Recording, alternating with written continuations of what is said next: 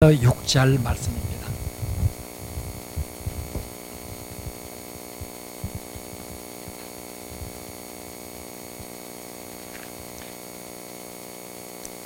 히브리서 13장 1절에서 6절 말씀을 같이 봉독을 하겠습니다. 형제 사랑하기를 계속하고 손님 대접하기를 잊지 말라. 이로써 부지 중에 천사들을 대접한 이들이 있었느니라. 너희도 함께 갇힌 것 같이 갇힌 자를 생각하고 너희도 몸을 가졌은즉 학대받는 자를 생각하라.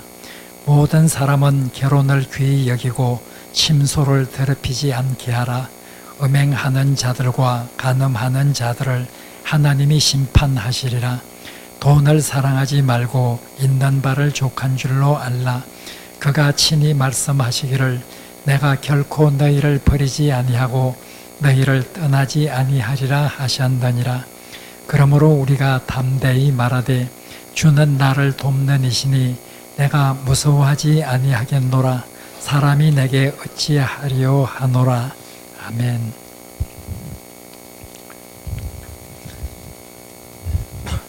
이제 히브리서 13장에서는 실천적인 중요한 교훈들이 나오고 있습니다. 지금까지 이론적인 바탕하에서 우리 그리스도인들이 어떻게 살아야 할 것인가를 말했다고 하면 이제 13장에는 우리 그리스도인들이 일상생활의 구체적인 삶 속에서 부딪히는 이런 여러 가지 삶의 현실 속에서 어떻게 살아야 될 것인지를 말하고 있습니다. 오늘 1절부터 6절 1절부터 6절은 몇 가지의 중요한 우리 그리스도인의 삶에 관해서 말하고 있습니다. 먼저 1절에서는 형제 사랑에 대해서 말하고 있습니다. 형제 사랑. 그리고 2절에서는 손님 대접에 관해서 말하고 있죠. 그리고 3절에서는 감옥에 갇힌 사람들, 학대받는 사람들, 이런 사람들을 기억해서 그들과 동행하라고 하는 말씀이 나오고 있습니다. 감옥에 갇힌 자나 학대받는 자, 이런 사람들에 관해서 우리가 동정을 베풀어야 하는 말씀이 나오죠. 4절에는 음행이나 간음을 하지 말라고 하는 음행이나 간음, 이런 것을 해서는 안 된다 하는 것을 말하고, 마지막으로 5절에서 6절에서는 이제 바로 돈을 사랑해서는 안 된다, 돈을 사랑해서는 안 되고 자족을 해야 된다 하는 말씀이 나오고 있습니다. 이렇게 해서 오늘 1절에서 6절은 5가지 정말 우리가 세상에 살면서 많이 부딪히는, 많이 생각해 볼 수밖에 없는 이런 삶의 상황에서 우리가 어떻게 살아야 되는가를 말하고 있습니다. 이 5가지를 우리가 가만히 생각해 보면 이 3가지는 우리의 사랑의 방향이 어떤 방향으로 나아가야 되는가, 우리의 사랑의 방향이 잘못된 방향으로 나아가면 되지를 않죠. 우리는 형제, 우리의 사랑의 대상이 형제, 손님, 그리고 갇힌 자, 학대받는 자, 이런 사람들을 향해서 우리의 사랑이 나아가야 되는데 그렇지 못하고 때로는 우리의 사랑이 음행이라든지 돈이라든지 이런 어떤 육신의 정욕이라든지 돈을 사랑하는 이런 형태로 나아가면 되지를 않죠. 우리의 사랑의 방향이 정말 중요해요. 사랑의 방향이 어느 쪽을 행하고 있느냐 하는 것은 그 사람이 하나님 앞에서 얼마나 경건하게 사는가 하는 것을 판가름하는 것이죠. 오늘 히브리서자는 우리가 세상에 살면서 사랑해야 되는데 우리 사랑의 방향은 무엇보다도 형제를 향해야 한다 말하고 있습니다. 신약성경에서 형제라는 말을 사용할 때는 거의 대부분 그리스도인을 가리키는 동료 그리스도인을 가리키는 말입니다.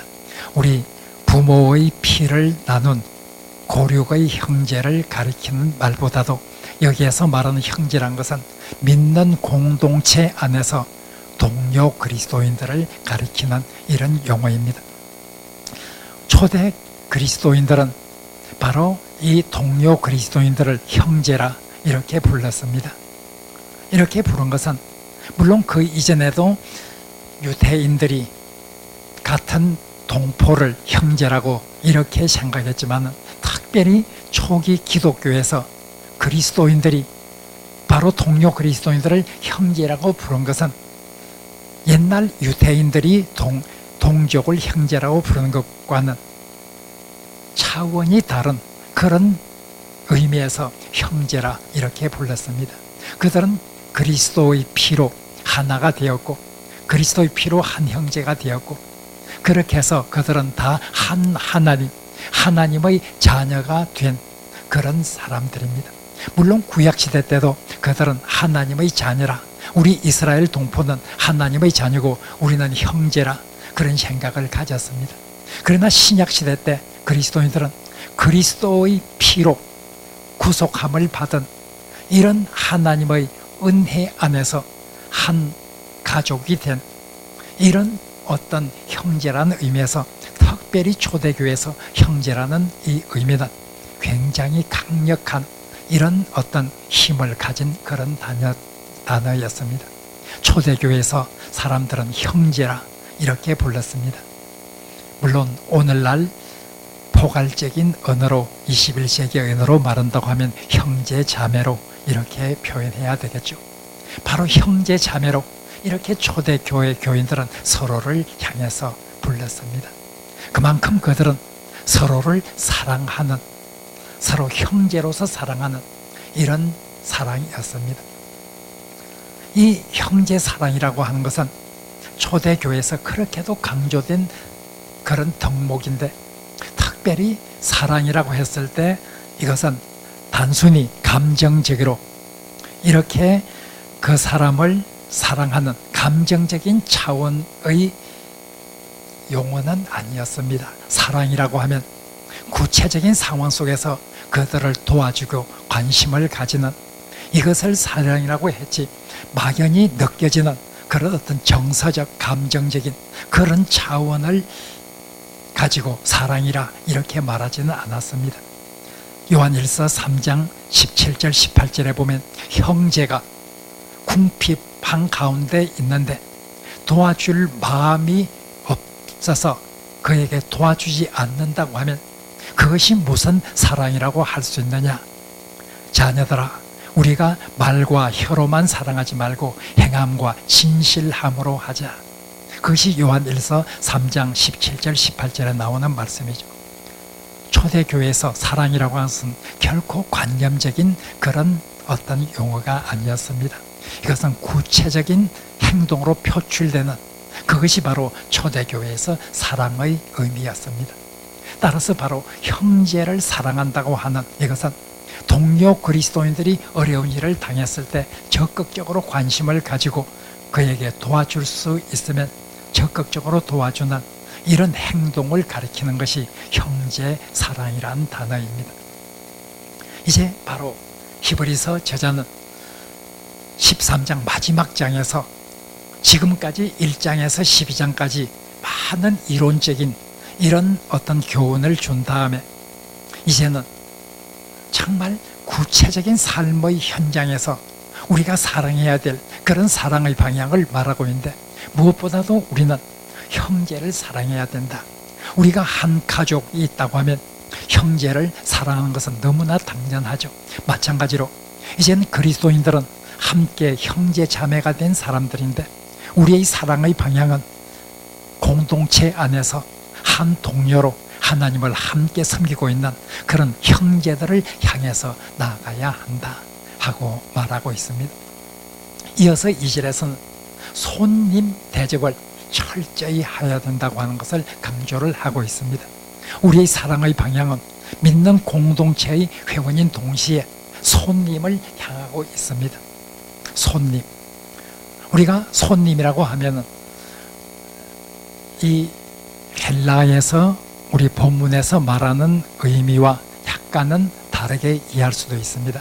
우리가 말할 때 손님이라고 하면 아는 사람들도 손님이죠. 삼촌이 우리 집에 찾아왔다, 손님이 오셨다, 이렇게 말할 수 있죠.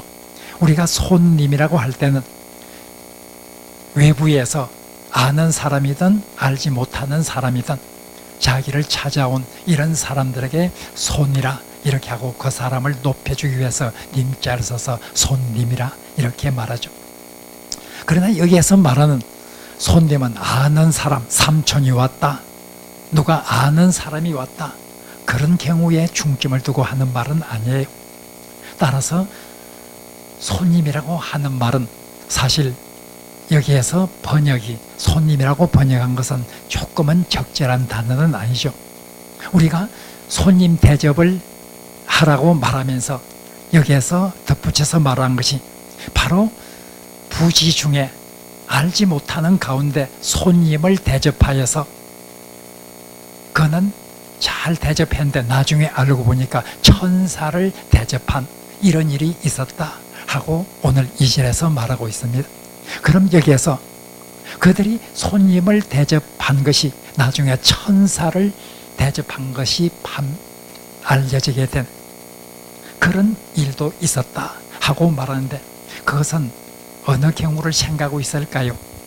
지금 히브리 저자는 손님 대접을 했는데 나중에 보니까 천사를 대접한 일이 되었다. 어떤 경우를 말하고 있을까요? 구약 성경에 나오는 대표적인 예가 아브라함의 경우죠. 창세기 18장에 보면 아브라함이 마므레 상수리 나무 아래서 세 사람을 만났어요. 날이 굉장히 뜨거울 때 세 사람이 서 있는 것을 아브라함이 보았어요. 그리고 얼른 달려가서 그 사람들을 집으로 청해서 극진히 대접을 했죠. 나중에 보니까 천사였어요. 어쩌면 그 세 사람이 한 사람은 하나님이고 두 사람은 천사고 그렇게 생각할 수 있겠죠. 일단 창세기 18장에 보면 아브라함은 전혀 그들이 누군지를 알지 못했어요. 천사인 줄 알지 못했어요. 모르는 사람들이에요. 그들을 잘 대접했어요. 알고 보니 천사였죠. 그래서 이 하나님이 아브라함에게 내년 이맘때에 너에게 아들이 있을 것이라 하고 복을 주시기도 하였죠. 창세기 19장에 보면 이어서 롯에 관한 내용이 나옵니다. 롯도 소돔에 살고 있었죠. 롯도 바로 어떤 사람 두 사람이 거리에 저녁에 있어요. 그래서 그 두 사람을 자기 집으로 강권해서 데리고 대접을 했어요. 알고 보니까 천사였죠. 바로 그들은 누군지 몰랐어요. 모르는 사람들이에요.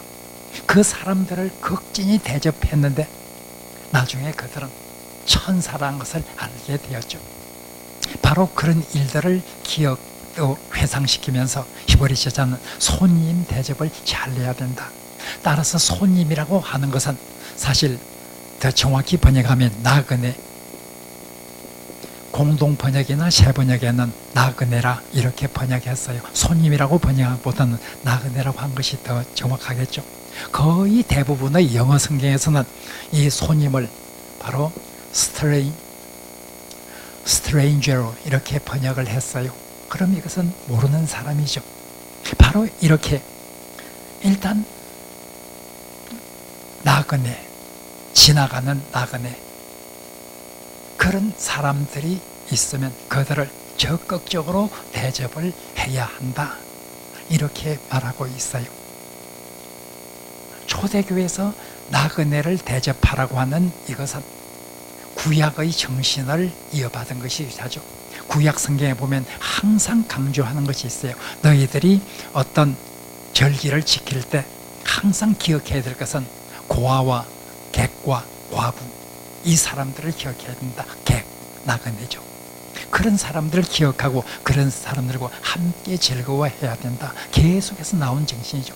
신약에 보면 예수 그리스도의 정신에 따라서 초대교회는 나그네 대접하는 것을 극진히 했어요.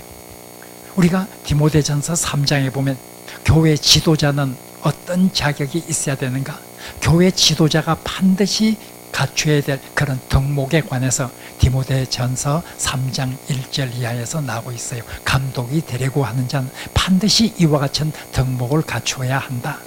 거기에 보면 디모데전서 3장 2절에 나그네를 잘 대접하며, 교회 지도자가 되려고 하면 반드시 나그네를 잘 대접하는 사람이어야 한다. 이것을 바로 지도자가 갖춰야 될 덕목의 기본적인 조건으로 그렇게 기록을 하고 있습니다. 이렇게 바로 초대교회에서는 손님 대접이 중요했어요. 히브리서 저자도 이렇게 손님을 대접을 잘 하라, 그렇게 누군지 모르고 대접한 그이들이 나중에 천사라는 것을 알게 되기도 하였다. 그렇게 말하고 있어요. 그리고 갇힌 자와 학대받은 자, 이런 사람들을 향해서 또 우리의 사랑이 나아가야 된다고 말하고 있어요. 갇힌 자, 옥에 갇힌 자죠. 학대받는 자, 정당한 대접을 받지 못하고 부당한 대우를 받고 있는, 육체적으로 여러 가지 고통을 당하고 있는 이런 사람들을 향해서 우리의 사랑이 나아가야 한다. 이렇게 말하고 있죠. 특별히 이런 사람들에 대해서 어떻게 나아가야 되는가? 오늘 본문에 보면 3절에 기록되어 있는 내용이, 3절에는 그렇게 기록되어 있죠. 너희도 함께 갇힌 것 같이 갇힌 자를 생각하고, 이 말은 너희들도 갇힌 자의 심정, 그들과 바로 똑같은 일을 당한 그런 사람들과 같은 심정으로 그들을 향해서 나아가야 한다. 정말 너희들이 갇힌 자를 향해서 나갈 때 너희들도 갇혀 있는 그런 사람들로서 그들에게 나가서 동정을 해야 된다. 그만큼 갇힌 자와 학대받는 자를 보면 그들과 정말 깊은 동정심을 가지고 마치 그들의 고통에 자기도 함께 고통을 받는 것과 같은 그런 마음으로 그들을 향해서 나아가야 한다 하고 말하고 있어요. 사실 갇힌 자와 특별히 함께 한다고 하는 것은 초대교회에서 상당히 고대 세계에서는 어려웠어요. 왜냐하면 그런 감옥에 갇힌 자는 어떤 죄인이에요. 죄인들과 친하다, 특별히 중죄를 지은 그런 사람들과 친분을 가지고 있다는 것을 사람들에게 알린다고 하는 것은 좋을 것이 하나도 없어요. 우리가 잘 알죠. 디모데 후서에 보면 바울은 이젠 거의 생의 마지막 단계에 와 있어요. 디모데 후서에 보면 바울은 정말 중죄를 짓고 로마의 깊은 한 옥속에 갇혀 있어요. 그때 바울이 디모데 후서에 기록한 그런 내용들을 보면 사람들이 다 나를 버렸다. 디모데 후서 4장 1절에서 3절에 보면 나를 버리고 대만은 세상을 사랑하여 갔다. 사람들이 나를 떠나고 지금은 누가만 나와 함께 있을 뿐이다. 이렇게 말하고 있어요. 4장 16절에 보면, 디모데후서 4장 16절에 보면 바울이 그렇게 말하죠. 내가 처음 변론할 때에, 아마 재판정에 나가서 변론을 해야 되는 그때 나 외에 함께 한 자가 아무도 없었다. 다 나를 버렸다. 디모데후서 4장 16절에 나오는 말씀이죠. 바울의 마지막, 이젠 죽음을 앞둔 그 상황에서 바울과 함께하는 사람은 거의 없어요. 이미 사형 선고를 받고 사형 집행일을 기다리고 있는 이런 바울을 향해서 나아가서 함께 해주는 사람은 거의 없었어요.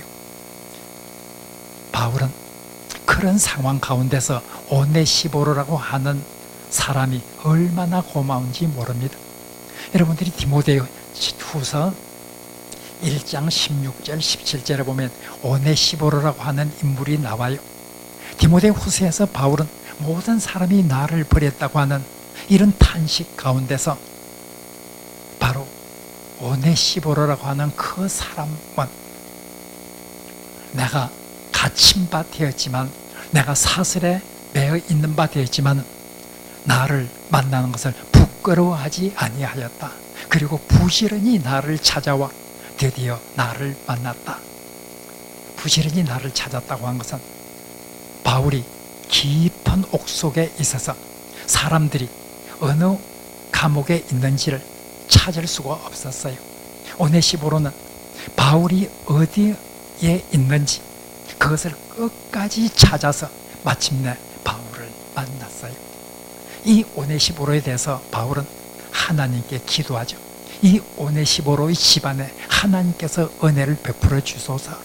그가 바로 나를 만난 것을 부끄러워하지 아니하고 끝까지 나를 찾아서 나를 만난 사람이라고 이렇게 기록을 하고 있는 것을 봅니다.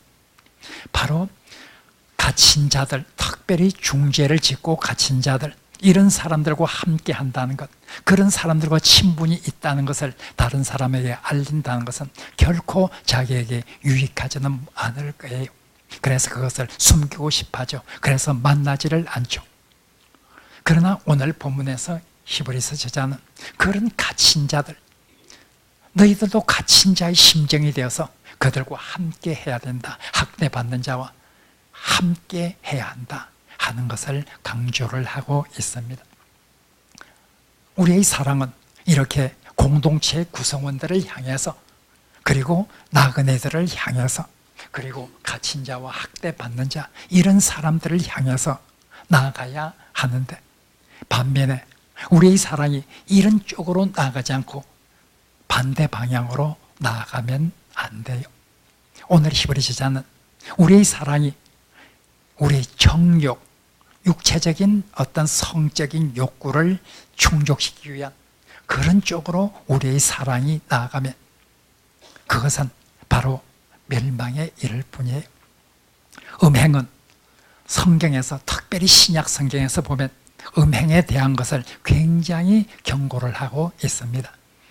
이미 여러분들에게 말씀을 드린 적이 있습니다. 신약 성경에 보면 죄의 목록, 타락한 인간이 죄를 짓고 있는 그 죄의 목록이 몇 번 기록되어 있습니다. 그런데 그 죄의 목록에 보면 거의 예외 없이 항상 그 목록에서 맨 처음에 언급되는 인간의 죄악은 바로 음행과 관련된 이런 죄악이에요.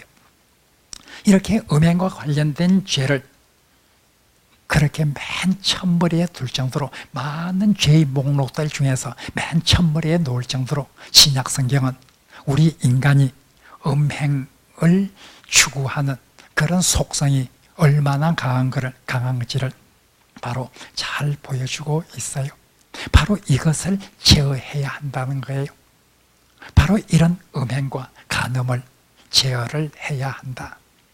우리는 거룩한 하나님의 성전으로서 이런 음행과 간음을 통제를 하는 그런 마음을 가져야 된다는 거예요. 우리 사랑의 방향이 이런 쪽으로 나가면 안 된다는 거예요.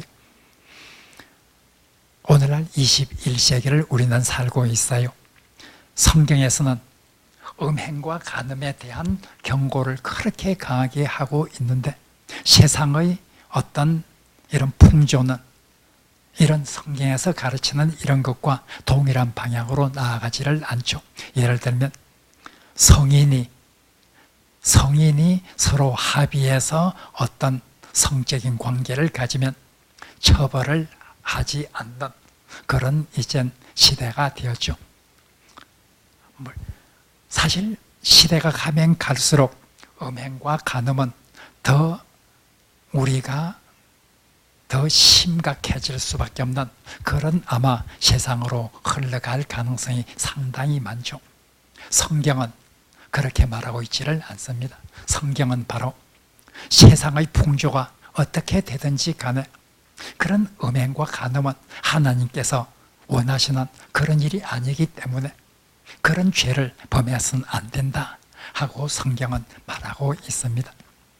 그리고 또 음행과 함께 돈을 사랑하는 것이 일만 악의 뿌리라, 디모데전서 6장 10절에서 말한 것처럼 돈을 사랑하는, 여기에서 얼마나 많은 죄가 파생이 되는지 몰라요. 특별히 오늘 음행과 돈, 이 두 가지를 말하는데, 사실 오늘 21세기 앞으로 시대가 가면 갈수록 이런 인간의 성적인 욕구를 충족시키려고 하는 이런 어떤 잘못된 죄 때문에, 돈을 사랑하는 이런 잘못된 죄 때문에 인간 세상이 굉장히 어려워진 그런 사회가 될 것이라는 것을 우리는 어느 정도 예측을 할 수 있어요. 이 두 가지는 상당히 성경에서 강조해서 경고하는 그런 두 가지죠. 돈, 예수님께서 마태복음 6장 24절에서 말씀하셨죠. 하나님과 재물을 겸하여 섬기지 못한다. 그때 하나님과 재물이라고 말하는 이 재물을 헬라어로 맘몬이란 말을 썼어요. 신격화를 시켰어요. 무슨 말이냐면 하나님과 맘몬,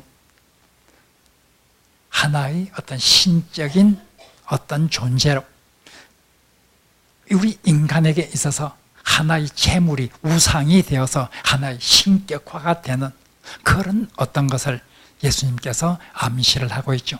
너희는 하나님과 맘몬을, 즉 재물을 동시에 섬길 수가 없다. 그런데 너희는, 예수 믿는 사람들은, 예수님의 제자들은 결코 그렇게 할 수가 없다. 그런데 세상은 맘몬을 바로 신격화시켜서 우상이 되고 있다는 것을 암시하고 있어요. 세상은 돈을 사랑하게 될 거고, 시대가 가면 갈수록 돈이 더 중요한 이런 요소가 될 거예요. 옛날에는 결혼 대상자를 고를 때에 돈이라고 하는 이런 요소가 갖는 그런 비중이 50이었다고 하면 지금은 70, 80 정도 될 수 있겠죠. 우리가 직업을 선택하는 데도 마찬가지고, 결혼 대상자를 선택하는 데도 마찬가지고, 그 사람의 사회적 신분을 결정하는 데서도 마찬가지고, 돈이라고 하는 요소가 얼마나 옛날보다 가면 갈수록 더 중요한 요소로 자리매김하고 있는지 우리는 세상을 보면서 잘 알고 있습니다. 그렇기 때문에 돈이라고 하는 것은 그만큼 더 사람들이 추구하게 되죠. 이상해요. 돈을 많이 가지고 있다는 것이 시대가 가면 갈수록 굉장히 큰 하나의 능력의 상징이 될 거예요. 하나님께서는 오늘 본문에서 말한 것처럼 돈을 사랑하지 말고 있는 것을 족하게 여기라, 자족해야 한다 하고 말하지만, 실제 세상 사람들은 자족보다는 그 돈을 더 많이 가지기를 원하고, 또 더 많은 돈을 가진 사람을 능력 있는 사람으로서 그렇게 인정을 해주는 그런 세상이 되고 있어요. 옛날에는 그렇게도 생각했어요. 세상에는 한정이 있는 것이 있다. 한정되어 있는 것이 있다. 예를 들면 돈이라든지 이런 것은 한정이 되어서 한 사람이 많이 가지고 가면 다른 사람은 상대적으로 더 적게 가지고 갈 수밖에 없는 이런 한정된 어떤 것들이 있어요. 이런 한정된 것은 한 사람이 많이 가지고 가면 다른 사람은 상대적으로 적게 가지고 갈 수밖에 없기 때문에 한정된 것은 되도록이면 나누어 가져야 되고, 한정되지 않는 것, 예를 들면 사랑, 정의, 이런 것은 한 사람이 아무리 많이 가져도 다른 사람에게 피해를 주지 않아요. 하나님께서 세상을 창조하실 때 이렇게 한정된 것은 서로 나누어 가지고, 한정되지 않는 것은 얼마든지 가져도 좋다. 이것이 하나님의 창조의 법칙이었어요. 그러나 사람은 그 반대로 행해요. 한정되지 않는 것은, 사랑 같은 이런 것은 관심이 없어요. 한정된 것, 이것을 다른 사람이 가지기 전에 먼저 내가 가지고 와야 된다는 것으로 인해서 한정된 것을 많이 가지기 위해서 노력하고 있어요. 그러니까 하나님의 창조의 정신과는 달리 제한된 이런 것들에 관해서는 많이 가지기 위해서 혈안이 되면서 하나님께서 얼마든지 가져도 좋다고 하는 이런 무제한적으로 주신 이런 것에 관해서는 오히려 관심이 적은 이런 세상이 되고 있죠. 하나님께서는 이런 돈을 사랑할 것이 아니라 자족하고 나누어야 한다 하고 말하고 있습니다. 돈이 우리의 어떤 삶을 보장해 주는가? 돈이 우리의 행복을 보장해 주는가? 오늘 본문 말씀에서는 자족을 하라. 우리가 하나님이 우리와 함께 있고 하나님께서 도와주시면 무엇이 두려워서 그렇게 돈을 많이 축제해서 돈을 많이 가져야 된다고 생각하는가? 만약 돈이 많이 있어야 내 삶이 행복하고 내 삶이 안전하다, 그렇게 생각한다고 하면 그것은 하나님을 신뢰하는 믿음이 적기 때문이다. 오늘 본문 5절 하반절 6절은 그것을 말하고 있죠. 정말 하나님을 신뢰한다고 하면, 하나님이 나를 도우신다고 하면 내가 누구를 두려워할 것인가? 내가 무엇을 두려워할 것인가? 하나님이 우리와 함께 하겠다, 두려워하지 말라, 하나님께서 약속을 했는데 그 약속을 믿는다고 하면 자족을 하더라도, 돈을 그렇게 많이 축적을 하지 않더라도 불안해할 필요가 없고, 그런 믿음 가운데서 살아간다고 하면 얼마든지 자족하며 살아갈 수도 있는데, 그렇게 미래가 불안해서 돈을 많이 축적을 해야 된다고 생각한다고 하면 그것은 바로 믿음에 어긋나는 것이라 하는 것을 말하고 있죠. 예수님께서도 그렇게 말씀하셨어요. 돈과 하나님을 동시에 섬기지 못한다고 말씀하시면서 계속해서 무엇을 먹을까, 무엇을 마실까, 무엇을 입을까 염려하지 말라. 이 모든 것은 이방인들이 구하는 것이요, 너희들에게는 결코 그렇게 해서는 안 된다. 먼저 그의 나라와 그의 의를 구하라. 그리하면 이 모든 것을 너에게 더하여 주실 것이다. 하나님께서 마태복음 6장에서 말씀하신 그런 말씀이죠. 오늘 본문 말씀을 우리가 보면서 정말 우리가 어떻게 살아야 되는가? 우리는 사랑해야 돼요. 그런데 그 사랑의 방향이 바른 방향으로 나아가야 돼요. 우리의 사랑의 방향이 공동체의 회원들을 향해서, 나그네들을 향해서, 그리고 갇힌 자와 학대받는 이런 사람들을 향해서 우리의 사랑이 나아가야 될 텐데, 혹 우리의 사랑의 방향이 정말 우리의 성적인 욕구를 충족시키기 위한 이런 어떤 방향이라든지 돈을 사랑하는 이런 방향으로 나아갈 때 우리 그리스도인들의 삶은 결코 하나님 앞에 바른 삶을 살 수가 없을 것이라 하고 말하고 있습니다. 지금 우리는 사순절을 보내고 있습니다. 우리가 사순절을 보내면서 예수 그리스도의 죽음의 의미를 깊이 생각하고 있습니다. 예수 그리스도의 죽음의 의미, 우리를 바로 사랑하는 사람으로서 불러주시고 우리의 사랑의 방향이 바른 방향으로 나아갈 수 있도록 예수님께서 십자가를 지셨습니다. 우리 교회 이름이 사랑의 빛교회입니다. 하나님을 사랑하고 이웃을 사랑하는 교회. 우리의 사랑의 방향이 하나님과 이웃을 향해서 바르게 나아가는 이 교회를 우리는 하나님 앞에서 추구하고 있습니다. 우리 사랑의 빛교회가 정말 우리의 사랑의 방향이 바른 방향을 찾아서 나아가는 그런 어떤 사랑의 공동체가 되어서 하나님 앞에 영광을 돌릴 수 있도록 우리가 함께 기도하기를 바랍니다.